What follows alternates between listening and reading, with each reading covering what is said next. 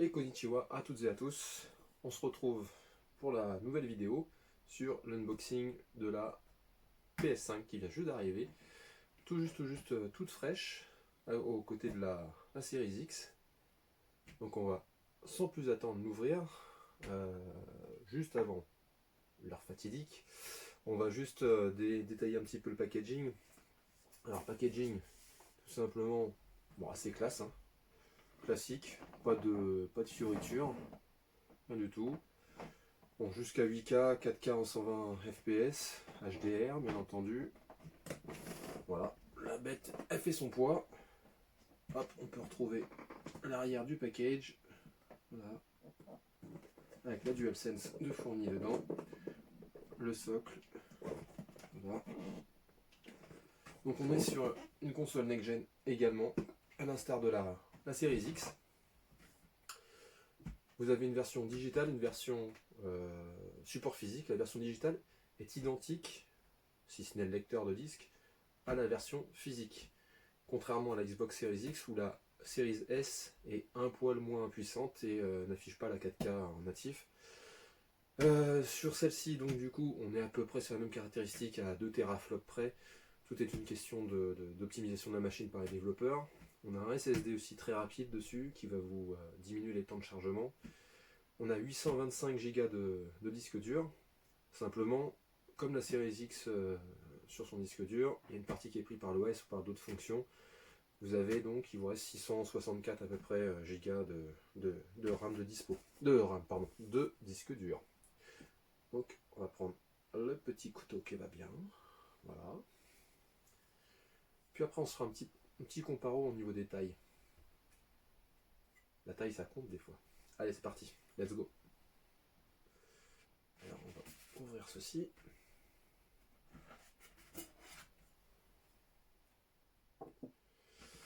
Hop. Vous me voyez là, vous me voyez? Bon, allez. On va arrêter de déconner. Hop, on va se lever. Même si on ne voit pas, c'est pas grave. Hop là. Alors après sur la chaîne, hein, vous aurez plein de let's play sur différents jeux. Donc moi j'ai pris Maniteur, parce que ça fait longtemps que je voulais le prendre. Un jeu de requin, ça me correspond assez bien. Spider-Man Miles Morales, Demon's Souls, Sackboy, et puis bien sûr Astro's Playroom qui est fourni dedans. Et puis voilà, donc qu'est-ce qu'on fait? On va essayer de sortir tout ça. Est-ce qu'on peut sortir ça la bête? Oui, on peut sortir la bête. Hop. Hop.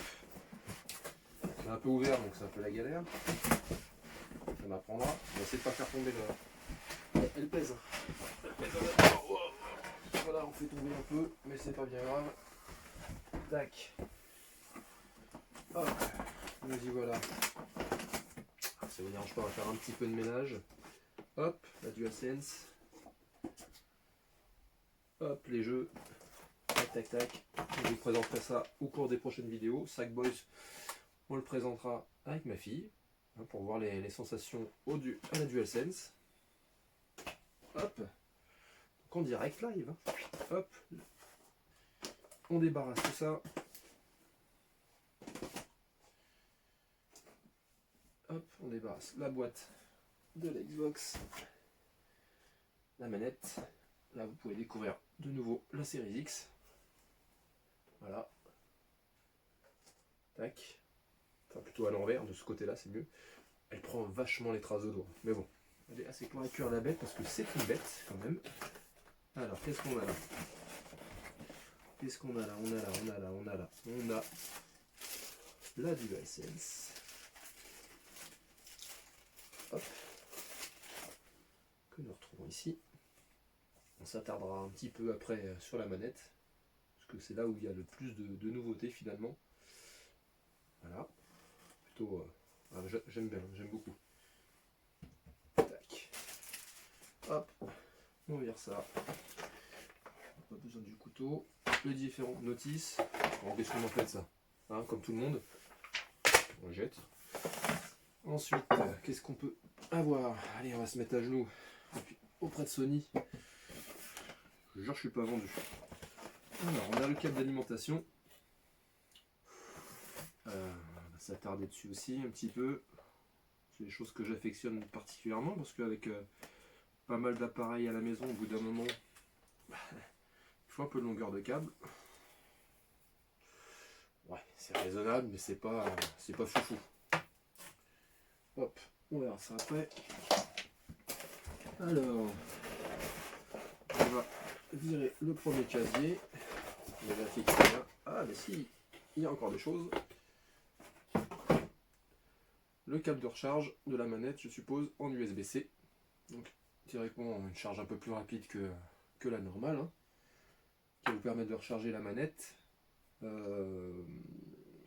qui va vous permettre de recharger votre portable. D'ailleurs, la plupart des portables étant en USB-C maintenant. Et donc, qu'est-ce qu'on a d'autre? Ah, on a le câble HDMI. Donc c'est du 2.1, ce qui vous permet de passer beaucoup d'informations, contrairement au 2.0, hein, c'est une nouvelle norme.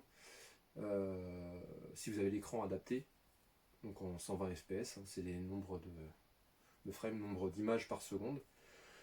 Alors pour l'instant, les jeux, il y a très peu de jeux qui l'utilisent. Il faut savoir que la perception humaine des signaux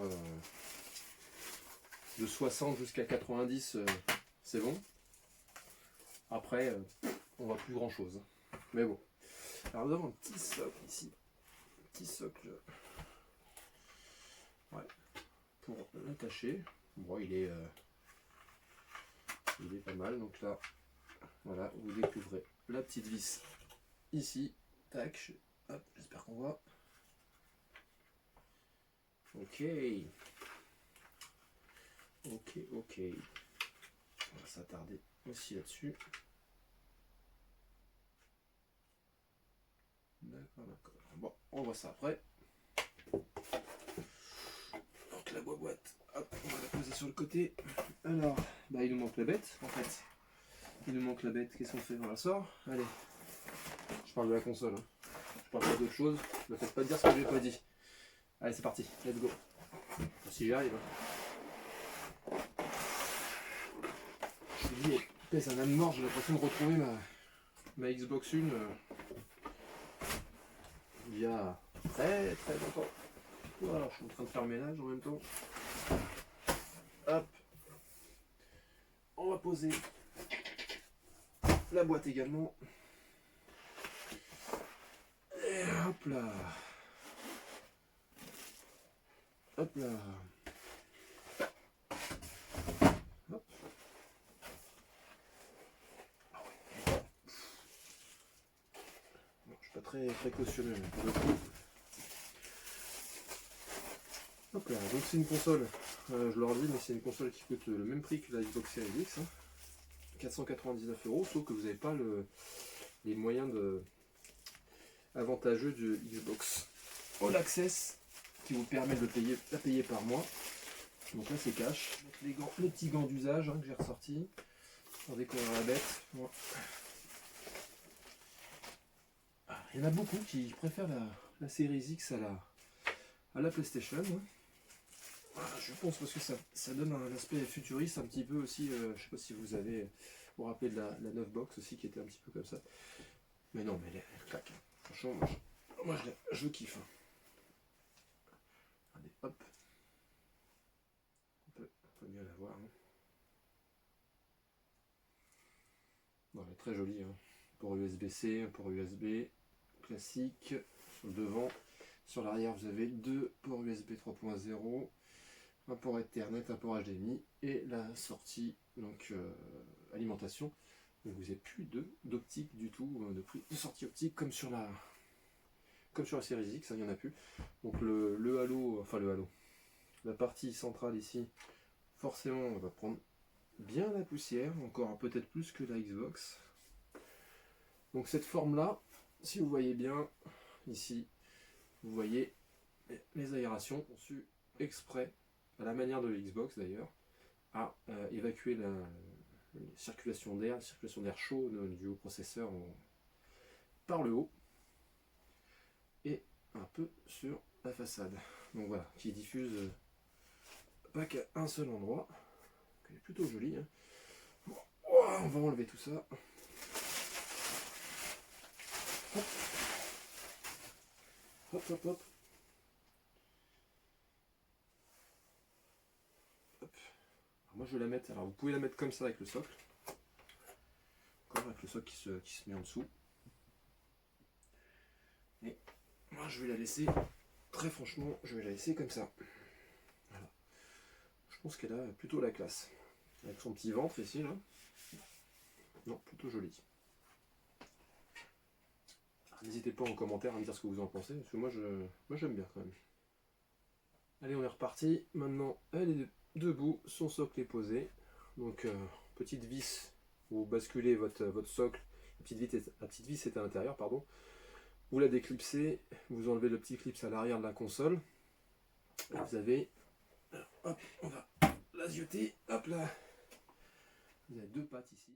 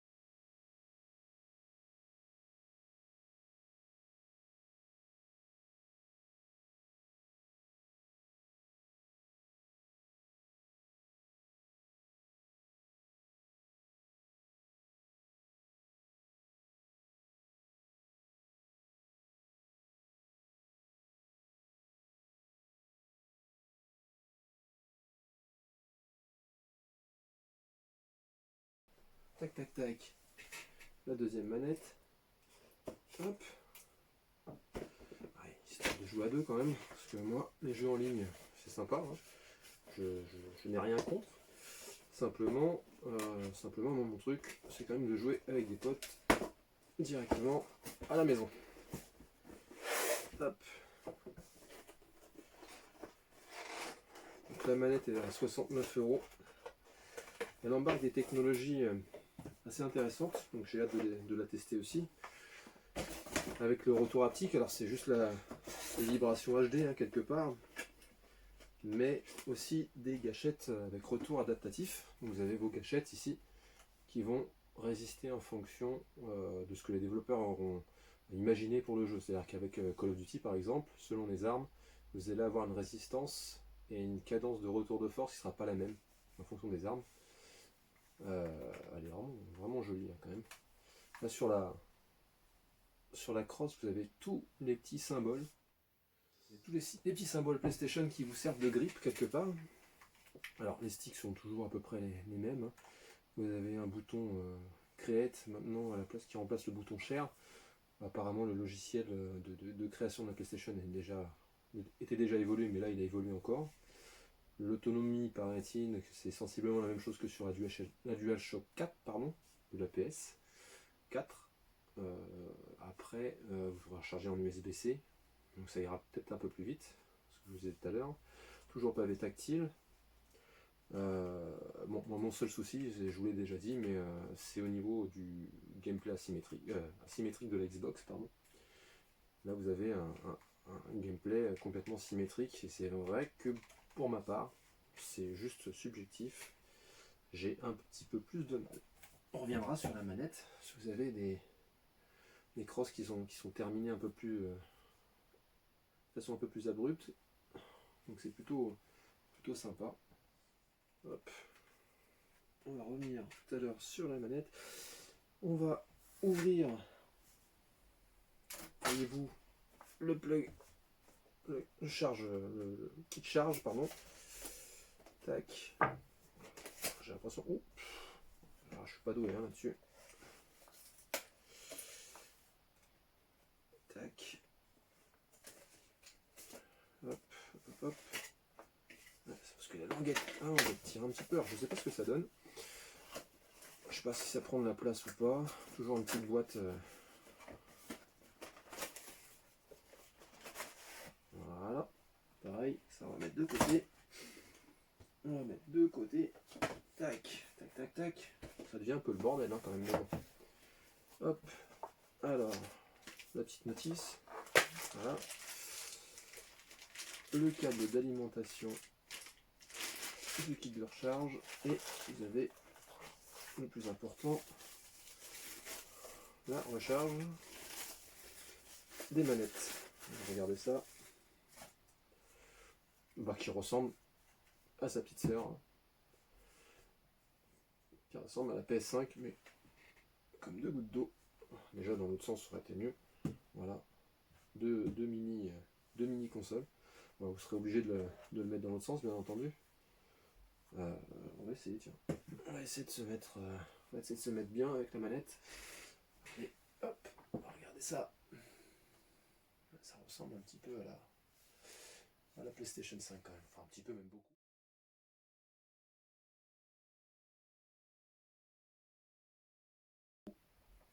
Hop. On va plugger ça pour voir.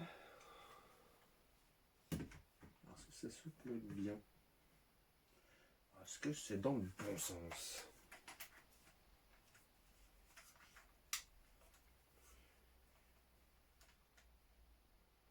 Je pense que c'est comme ça, si je dis pas de bêtises. Non, c'est pas de ça. Hop. Et vous pouvez mettre votre deuxième manette. Ça vous permet de charger vos manettes quand même, c'est pas négligeable, hein, parce que c'est vrai que c'est galère de basculer d'un câble USB-C à l'autre. Hop. Tac, tac, tac. On va les mettre de côté. Bon, on se retrouve tout de suite pour un petit comparatif de taille. Ciao.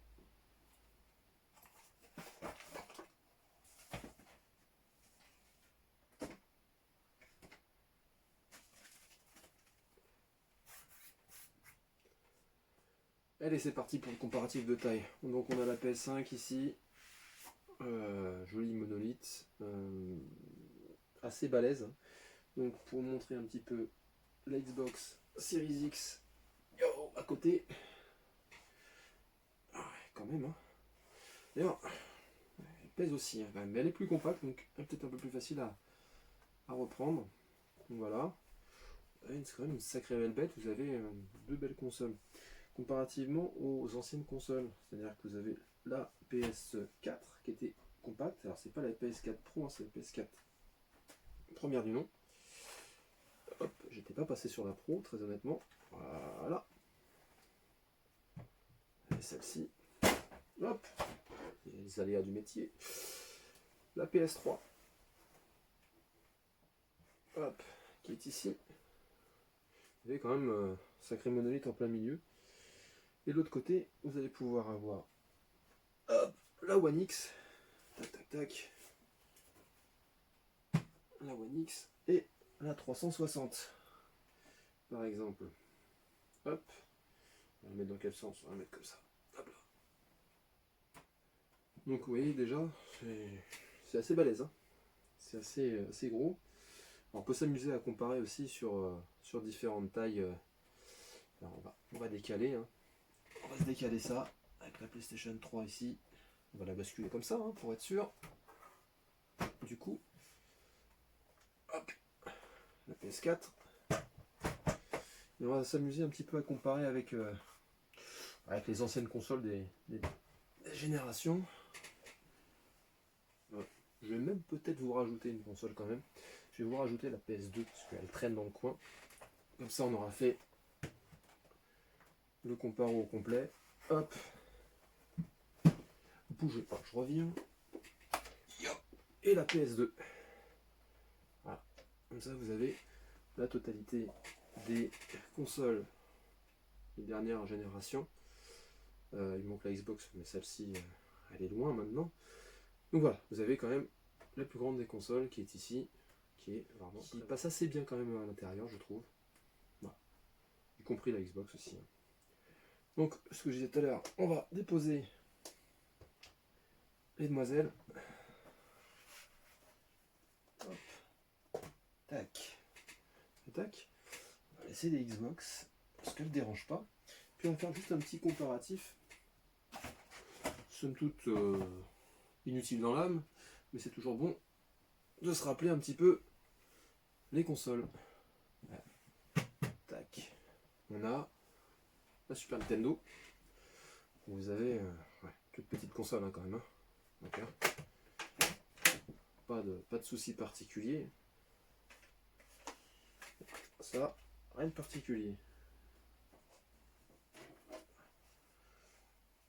La Nintendo 64, pardon, j'allais dire 360, mais 360 est de l'autre côté, c'est la Xbox. La Nintendo 64, bon, bah, hein, pas de problème de taille, hein, voilà. On peut voir l'échelle quand même. La Nintendo, la NES, première du nom, bon, il manque le capot. C'est pareil, hein, imposante, mais un petit chouille moins haute que la Xbox. Series X. Ah, elle pesait son poids un petit peu, pourtant elle est pleine de vie. Hein. Hop. Qu'est-ce qu'on a? On a la Dreamcast par exemple. Alors on a souvent eu des consoles quand même compactes, même en première génération. Hein. À part la Xbox. Ils l'ont fait à l'américaine un petit peu. Hop. Qu'est-ce qu'on a là? On va essayer de ne pas faire tout tomber. La Wii U. Pivot monolithe dans ce sens-là. Généralement. Mais bon, en termes de hauteur, c'est pareil. Hein. Rien de bien transcendant. Ok. Là oui. Hop. Là oui, on va y arriver. Toute de blanche vêtue. Pareil, minuscule. Hein. La plupart des consoles étaient minuscules hein, quand même. À leur sortie. Alors, notamment les Nintendo. Voilà. On en passe. La Mega Drive. Là, pareil, hein, des consoles à plat. Comme c'était des consoles à cartouche, c'est vrai que c'était la solution de facilité. Je me serais mal vu avec une console à cartouche dans ce sens-là, très honnêtement. Alors, qu'est-ce qu'on a? On a la Saturn qui était un petit peu plus balèze. Oh, bah tiens, bim. Et voilà. On reprend soin de ces consoles. Avec, effectivement... Ouais, il y avait même NBA Jam dedans encore. Hop. Donc pareil. Hein. Bon, en termes de tranche, toujours plus petite. Hein. Voilà. Et puis on va finir... Tac, on va reposer. On va finir par la seule console qui peut concurrencer la PS5. La Master System, tout en longueur, sans problème.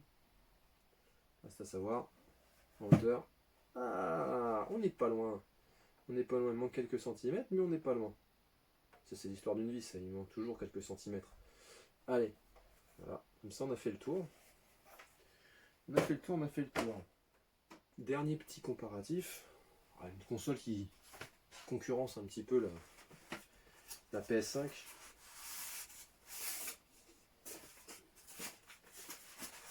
Voilà.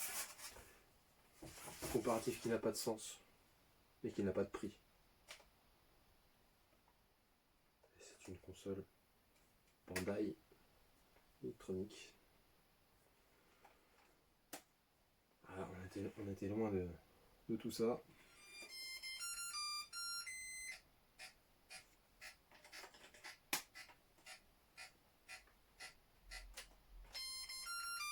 Voilà, merveilleux son.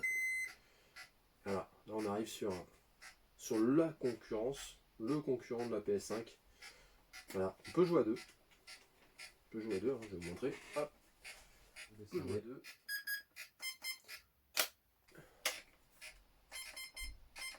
Le but étant de toucher l'autre. Et là, chacun, vous montez, vous descendez. Bon. Bien sûr, je raconte des conneries, hein, mais ça c'est habituel. Donc voilà, vous avez les deux dernières. On va bouger celle-ci aussi. Hop, hop. Les deux dernières consoles nouvelle génération. vont arriver pour 7 ans sûrement avec une génération intermédiaire, peut-être plus compacte pour la PS5, peut-être une accélération au niveau des processeurs et au niveau de la RAM ou que sais-je encore. Pareil pour la Xbox, je pense. Toujours est-il que celle-ci, vous avez toujours le choix entre ces deux-là. Elles sont en rupture de stock, c'est compliqué. Là actuellement, par exemple au Japon, on est à 118 000 unités, si je dis pas de bêtises, vendues en 4 jours. Et en 6 jours, vous avez la Xbox qui s'est vendue à 20 000 exemplaires. Mais au Japon, on est comment dire, sur des habitudes. La Xbox n'est jamais vraiment super bien vendue. Même si les deux, à 118 000 et à 20 000, elles étaient en rupture de stock. La Xbox Series X, vous allez la retrouver en réassort provisoire tout au long de l'année là, qui s'écoule et jusqu'au mois d'avril, a annoncé Xbox. Donc après, vous les retrouverez beaucoup plus facilement.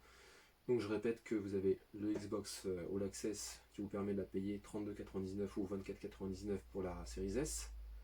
Vous pouvez donc avec cet abonnement avoir la console au bout de 2 ans, enfin tout de suite, mais au bout de 2 ans, elle est définitivement payée, pardon, avec le Game Pass Ultimate qui comprend le xCloud qui vous permet de jouer sur Android, etc. à partir d'une manette Bluetooth qui est Bluetooth, celle de la Xbox.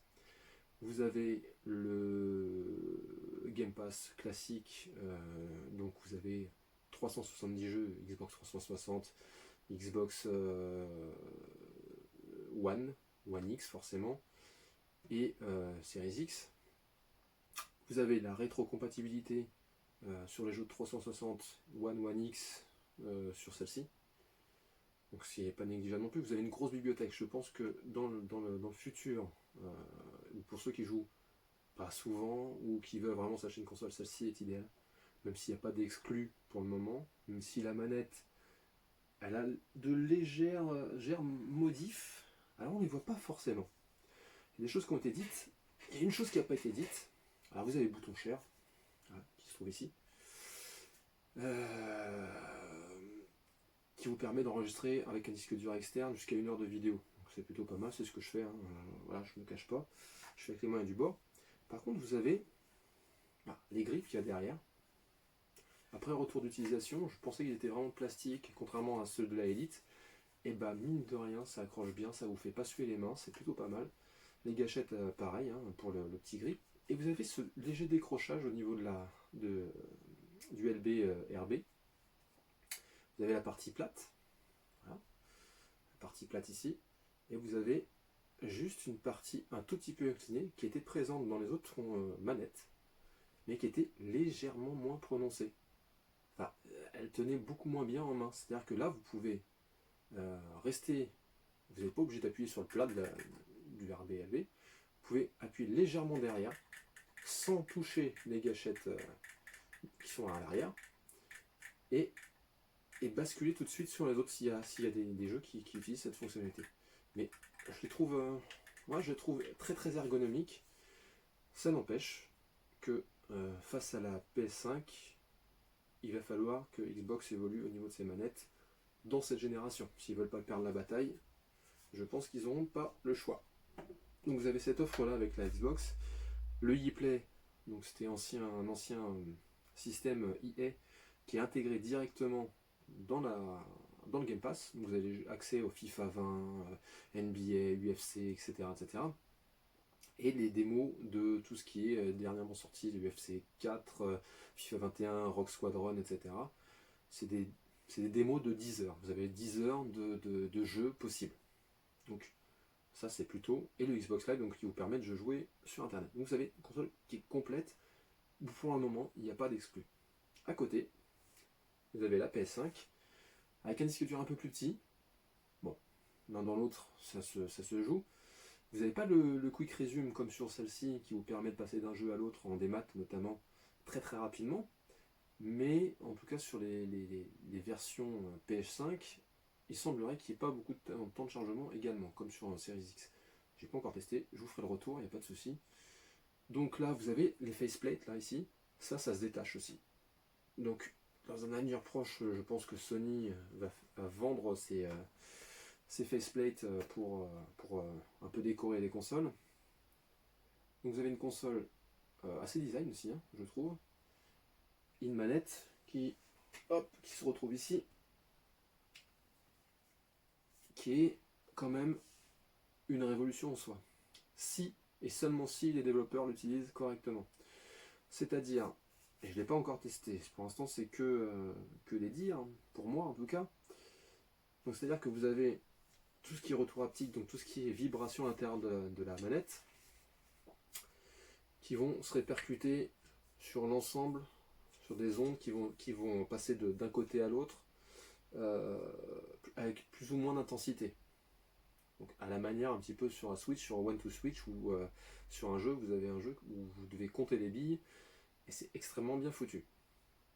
Après, je pense que le feature le plus important, c'est au niveau de ces gâchettes, comme je vous en ai déjà parlé, qui sont à retour de force.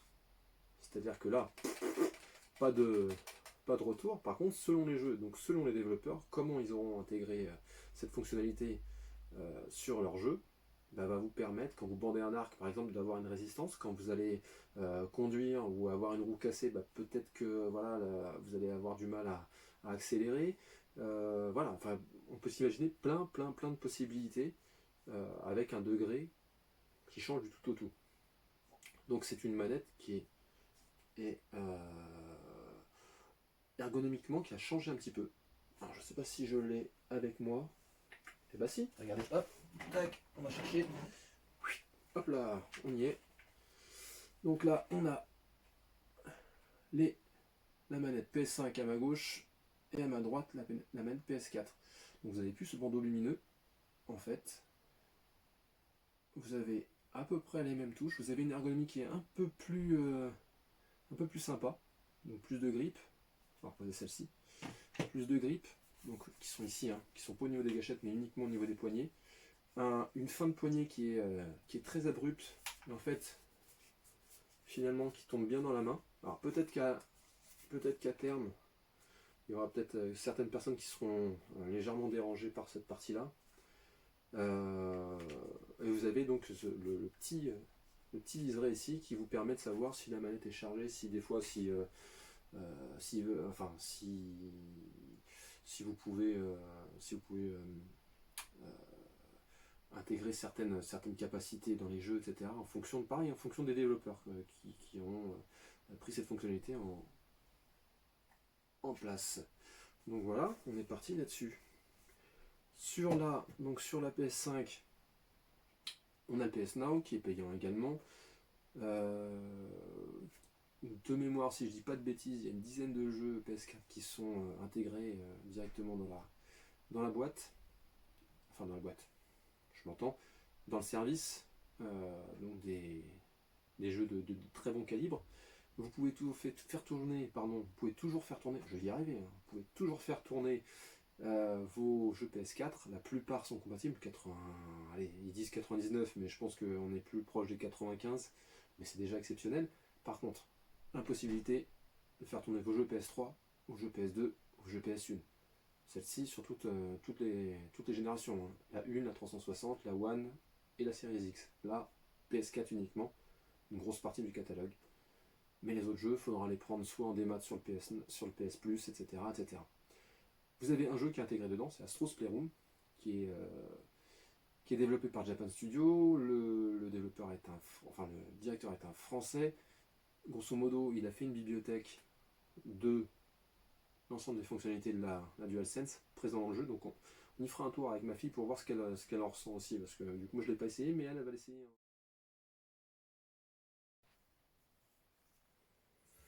Hop, je vous en parlais, donc du coup, la manette PS4, voici, sortie micro, alors les sticks classiques, le pavé tactile, hein, qui n'a pas vraiment servi beaucoup dans cette génération. Donc la diode permettant de savoir quel joueur on est, particulièrement. Le port USB vous permet de recharger la manette. Voilà, on est sur la manette avec les deux moteurs de vibration à l'arrière. Enfin, dans les poignées pour être précis. Donc ça, on est sur la manette PS4. Hop.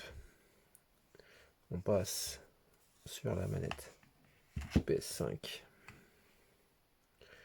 Donc on voit légèrement les différences, hop, en termes de poignée, où elle se termine beaucoup plus loin. Donc on va la prendre, on va pousser celle-ci, hop là.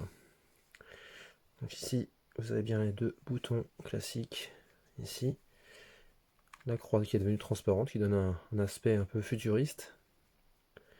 Le micro que vous pouvez activer directement à partir de la manette, puisque vous avez le microphone ici aussi comme sur l'autre. Hop, les boutons transparents qui sont plutôt de bonne facture.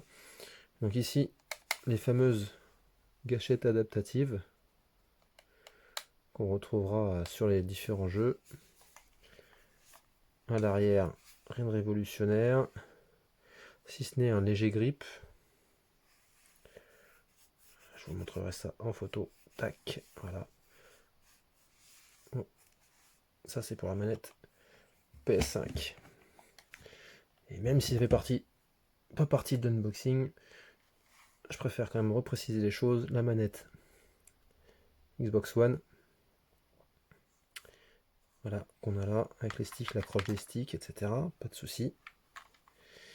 Les gâchettes, ici, ce dont je parle, le plat, et la partie qui est juste derrière. En fait, quand on vient ici, c'est légèrement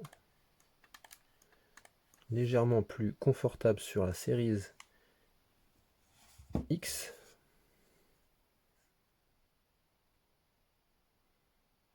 Voilà. C'est légèrement plus confortable. Elles sont un peu plus longues. Et il y a surtout le grip au bout. Donc vous voyez le grip sur les gâchettes. Et à l'arrière.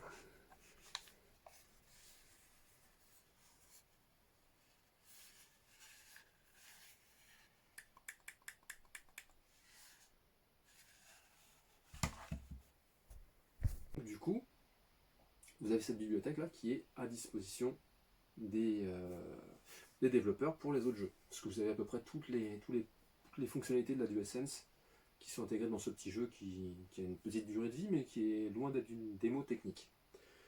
Donc voilà, tout ce que je pouvais vous dire sur la PS5, sur la Series X, vous savez à peu près tout. Si vous avez des questions, n'hésitez pas, je vous répondrai. Nous, on va faire le transfert de la PS4 à la PS5, on va installer tout ça, et puis on se retrouve très bientôt pour le gameplay. Allez, ciao ciao.